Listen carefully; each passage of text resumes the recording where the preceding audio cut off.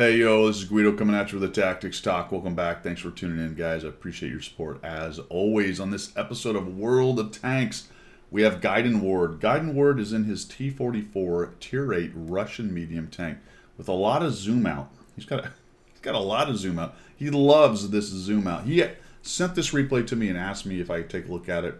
And he said, hey, what did I do wrong? What could I do better? So we're going to take a look at this replay and find out if there's some things that Gaidenward could do to make this play a little bit better. So nothing.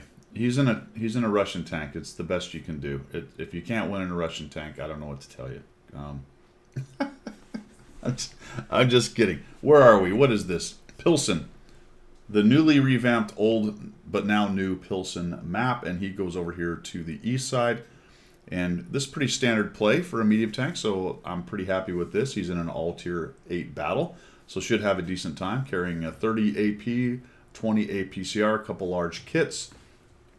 Strangely, he has them on number 5 and 6, and his fire extinguisher is on 4, but whatever, man, that's weird. It's interesting to watch people's setups. It really is. Really is interesting. So we're going to hang out here. I think this is probably not a bad play right now because I often find if I zing up through here, I end up running into 5 or 6 of their mediums. Right now we've got an LT-432. However, howsomever, take a look at what's being lit up. And all of a sudden I'm thinking, well, I don't know how much medium power they really have over here. The TL1 LPC is over there. The gold 59G is in the middle. He's platooned with a 34-3 and a super Pershing. Unknown if that's a dynamic platoon. So we come on in here and we're watching this thing go down. And maybe just a little timid right here. Especially if we look at what's going on with the rest of the match. It looks like the enemy has invested heavily into the middle and the western factories. And this kind of proves it. The first thing we find is a Progetto, a single Progetto, and he's hanging out at the corner where he can run away, which means he doesn't have any buddies. More than likely means he doesn't have any buddies. And Gaidenward really loves auto-aim as well. Gaidenward comes in here with all kinds of auto-aim zoomed all the way out. That's amazing. The Progetto misses him. I don't know how he would have missed him, but he did. He's going to miss him twice. Which, jeez, I would have taken 2 shots right in the face on that. Gaidenward does a nice job of tracking this guy down. No sense letting him get away, and he just doesn't have any friends over here. Just doesn't have any friends. And the problem for Gaidenward's team is that he's got quite a few tanks down in this corner. He's got a Su-130 PM camping up on the top, which means that his team is outnumbered right now where the main battle's going on. So we're going to move in here. Bit of a gunnery issue there. I think if you'd have zoomed in on that instead. I don't know if you were trying to auto-aim or what it was, but if you'd have zoomed in faster, you might have got that shot off.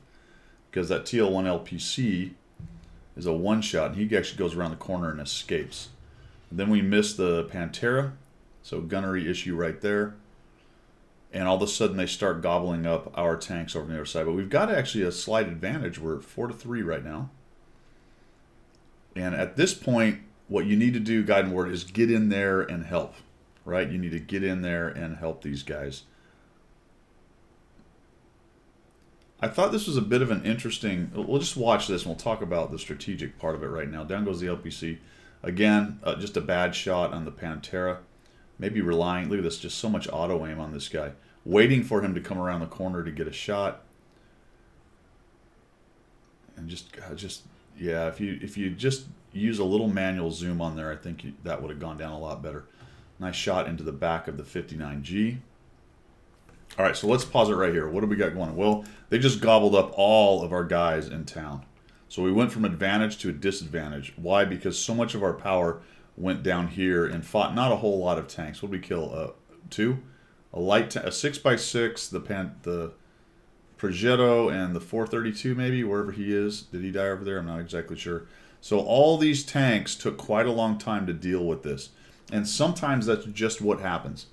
Their team all went in this area. Your team sent an okay force here and quite a few down here, and it just took a long time for you to come around. So now we're in a bit of a tough situation because look at us. We're all mediums and TDs, and they've got some bunch of heavies left. Bunch of heavies left. So we're going to mess around this middle and start jousting with these guys. Unfortunately, that dude crosses there. I would definitely be looking for cover. Yeah, absolutely. Is that... Yeah, your Panther's getting torched trying to get across there. It's a long-range shot right there. I think you really needed to be aiming into a weak spot. It was going to be hard to hit, but just kind of auto-aiming or shooting in general towards a super Pershing is asking to miss. Then you just sort of auto-aim, snapshot the IS-3, and then, yes, it would be nice to kill them, but we're really exposing ourselves to these guys to try to get a shot on the IS-3 there. Good news is they didn't hit us. But I think you actually go one more time to the well here, thinking you want to get rid of the IS-3, and that looking into space, you take a hit from the 100, and then we get hit and we just sit there. We're not tracked either, so a little bit curious about that. I would not have sat there. All right. So we got him 7 and 8. Things aren't too bad. The Mod 1's gone around. The Panther pushed in, so he's causing issues on the crossfire right there. They do... Where's the JP? We haven't seen the JP or the UDA, so they may actually be back on this sniper hill, which is going to make coming around this corner a little problematic. But you actually can, because you've got some cover from this building here at about, what, H4. I might think about changing the angles at these guys, because sitting here and dueling with them... And there we go. Looks like you're going to do it. And I thought you might get a little more aggressive and try to come around that corner and come in behind him. Try to relieve some of the pressure on the Mod 1. And maybe give an opportunity for the Su-130. We see the one IS-3A coming. And we just kind of sit there and hope he's going to come around the corner. And that's probably fairly unlikely. Also, be careful about it. You don't need to expose that much of your tank to get that shot. If you shift your hull a little bit more in this direction here, then you won't be taking shots straight into the side of your tank. And in any event, your turret, is way past the point where it needs to be coming around that corner there. So if that IS-3A comes around the corner, he may just get lucky. Let's see if we can get this. There we go. So the Mod 1 pushed in. He tried to come in from another direction, but he's getting no support from the team. And at this point, we're going very passive, just hoping that the enemy team walks into us. Like I said, it was a tough situation because you were facing a bunch of heavies. They had the factories. It took you a while to come around. There wasn't a whole lot you could have done from where you were unless you had actually just went ahead and went with them into the factories. I have mixed feelings about that on the factories. I think that's the critical terrain. But unfortunately on this map, you do have to watch it this other side because getting a quick team coming around behind you from either spawn can be a real problem for the guys in the factories. The red team sort of took care of that, though, by investing so heavily in the middle as well. So they didn't have a whole lot of trouble dealing with you. And now you're basically just falling back. And from here, it's just kind of a prayer idea. Are we going to be able to somehow whittle them away? And again, that was interesting to me. You came around that corner way too far. You saw the 59G there, and you just allowed him to have that shot. Punish him a little bit for doing that, but we take another hit. Zooming out, and now we're going to shift back over this way. And a little auto-aim. I mean, we're just really over-reliant on the auto-aim. 59G dies, that's good. Nice. Yeah, there you go.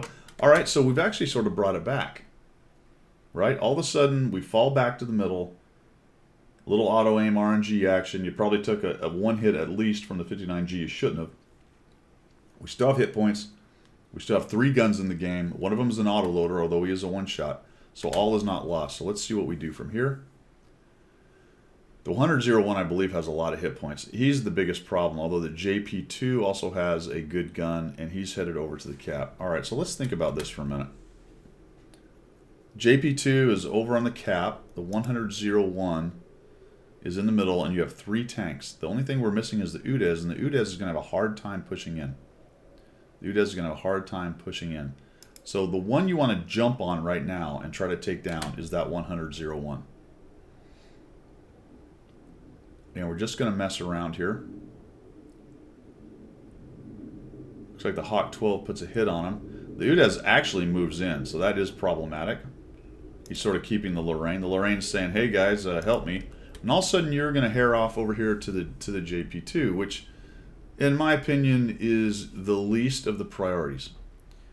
He's got a long time to capture, a minute or so. All you're doing is bringing this other gun into the game that doesn't need to be brought into the game. Now, he's completely clueless. He finally sees you, and you get a shot on him, and that's fine. But the 100-01 just munched up your 40T, and you weren't able to get any hit points off of him right there. So I would definitely not have gone after the JP2, and at that point now, because we all kind of split to the winds, this end game maneuvering just didn't work out. And this is actually pretty funny. You get a snapshot on the Udez, and you lasted way longer than I would have ever suspected. I have no idea how you did that. Good on you. Another shot on the Udez. This poor guy just takes an absolute beating from you. Just holding my breath. A 198. That's pretty funny. Not a great roll. You thump him again. JP2 bounces. You know, it's just at this point you're just trying to serve. Oh, look at that! I thought you were going to get the Udez right there. Pretty well played game. 2,934. I didn't hate the initial positioning. That's a place that a lot of people in mediums will go. Again, you can't just let it be completely rolled up, but you do have to be fairly aggressive. I thought you were relatively, maybe a little late in pushing in and seeing what's going on based on what you saw over here in the factories. Once you won it, you came back, as opposed to push to their cap, which I see a lot of. You came back here and attempted to try to help them, but maybe just a little too passive on getting in there and taking some shots. Some exposure. I think your biggest problem, really, mediums-wise, that I saw here is not necessarily your positioning and your reaction to the game. We can always all do a little bit better on that.